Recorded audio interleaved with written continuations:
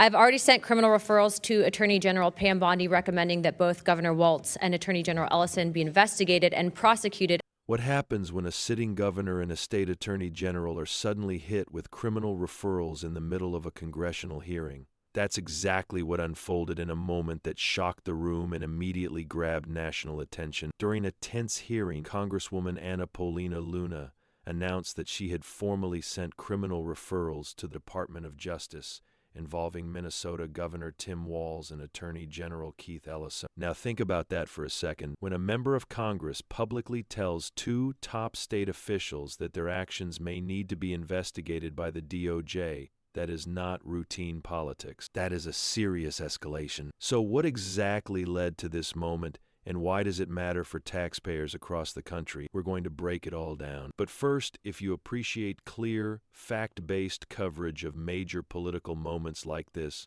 take a second to like the video, subscribe to the channel, and join our growing community here at the Capitol Current. Now let's get into what actually happened.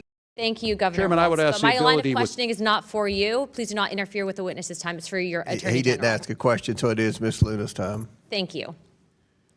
Thank you, Mr. Chairman. I want to be very clear about why we are here today and why both of you should be concerned.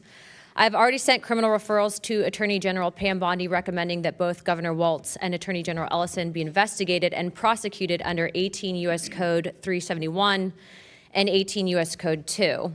The U.S. Attorney Office estimates up to $9 billion in taxpayer money has been stolen on your watch, Governor Walz. Not a rounding error, not a typo, $9 billion, and both of you knew. Mr. Ellison, there's a widely reported recording of a meeting between you and Feeding Our Future on December 11th, 2021. At that meeting, those individuals that you were speaking to told you that the state investigators looking into fraud were acting in a, quote, racist manner. And your response was, and I'm quoting directly from the recording, "Let's just go fight these people." I want to ask you, what do you mean by fight these people? Congresswoman, first of all, this matter I've responded in writing to this committee. I've written an op-ed about this matter. I have gone through several committees, one in the state, one in the Fed, one in the Senate, now here today, and it's very clear that these people were clearly liars. They were lying to me. They lied to judges. They lied to the state agencies. They were fraudsters. Everyone agrees that they are fraudsters. And if I could, just because I'm a limit on time, though, I want to see, and I understand what you were stating. You're saying that you were essentially lied to.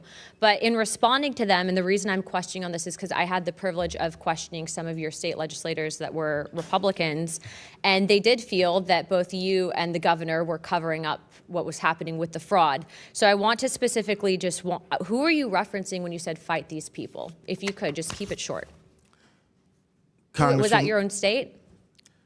Congresswoman, these people represented themselves to be business people who were having difficulty with the bureaucracy. Okay. They contacted me and they wanted to know what, can you possibly help us? What I did is investigate their claims and then work with the federal authorities to see 57 of them convicted of crimes, and about, I think, more than 80 now indicted. So these people presented themselves as someone needing help and honest business people. They were not what they claimed to be, and we helped them get convicted as they well should be. Thank you for clarifying, but just to be clear, it would be the bureaucracy, would you say, within your own state? Is that you were saying fight these people as in the bureaucracy within your own state, correct? Congresswoman, I was in Congress for 12 years. Thank you for serving. I did constituent services all the time. Okay, so I'm not going to get anywhere on this question. The moment came during a congressional discussion surrounding a massive fraud scandal that has already drawn national attention. The controversy centers around allegations that millions of dollars in government funds tied to social service programs in Minnesota were misused through nonprofit organizations. Investigators and lawmakers have been looking closely at whether oversight failures allowed taxpayer money to be diverted or abused, and that's where things took a dramatic turn. Congresswoman Paulina announced during the hearing that she had sent formal criminal referrals to the Department of Justice. The referrals involve Minnesota Governor Tim Walz and Minnesota Attorney General Keith Ellison. According to Luna, testimony and evidence presented during the hearing raised serious concerns about whether state leadership had knowledge of the fraud scheme or failed to act despite warning signs. She argued that the situation may involve potential violations such as conspiracy to defraud the United States or aiding and abetting federal offenses. That brings me to my next thing. Do you believe that it is racist to investigate someone of fraud because they are of Somalian descent? Yes or no? Ma'am, I believe that anybody who commits fraud of any background should be investigated and held accountable. Okay, well, I would actually agree with you on that one, so thank you for clarifying. But to be clear, those individuals that you told the Department of Human Services were basically, it was racist than if you were looking into it for fraud. You took that meeting, you made that promise, and then it turns out that the billions of dollars in fraud continued. And I hate to bring this up because I am a parent, but your own son also received donations from those same individuals. Imam Omar, the man that you invited you and is listed a partial owner of an entity that was used to launder over $40 million in Feeding Our Future funds. I would say that you did mislead the public. Whether or not you at the time realized what they were up to, the fact is that you were then presented with the evidence, and it does feel, and according to your own state legislators, that you did not take that seriously enough. In my opinion, if you have that— I would disagree, ma'am. I'm telling you what my opinion is. I don't believe that that was a question, but I do believe, based on the recording, based on the fact that you were personally tied to it, and based on the fact that your family then had ties to it as well, seems a little sus. Aside from that, though, you're telling the American people essentially that maybe you didn't know about it when dozens of your own employees were afraid as being labeled as racist or Islamophobic if they stayed silent. And so I just want to be clear about something. You've stated and you agree that anyone should be investigated based on, regardless of their background. But the fact is that your own employees came forward and were actually afraid of actually looking into that fraud because they did not want to be labeled as Islamophobic or as maybe xenophobic.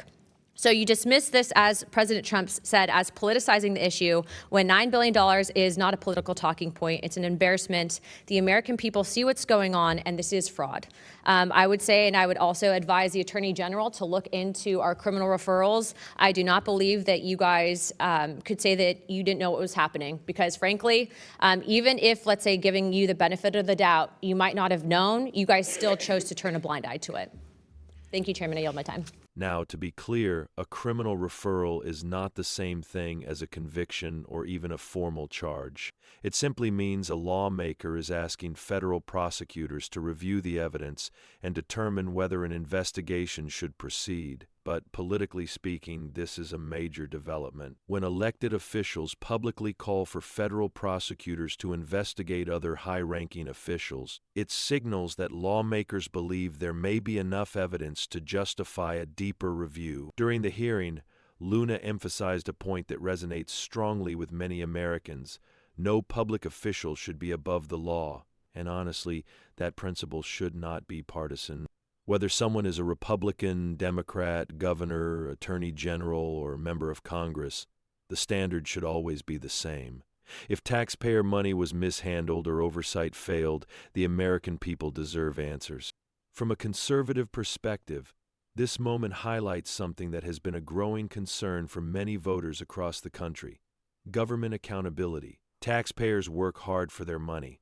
When billions of dollars flow through government programs, transparency and oversight are absolutely critical. And when questions arise about where that money went, it is entirely appropriate for lawmakers to ask tough questions. Now, as of right now, the Department of Justice has acknowledged receiving the referrals, but has not announced whether a formal investigation will move forward. So the situation is still developing. But what we witnessed in that hearing was a clear signal that this issue is far from over.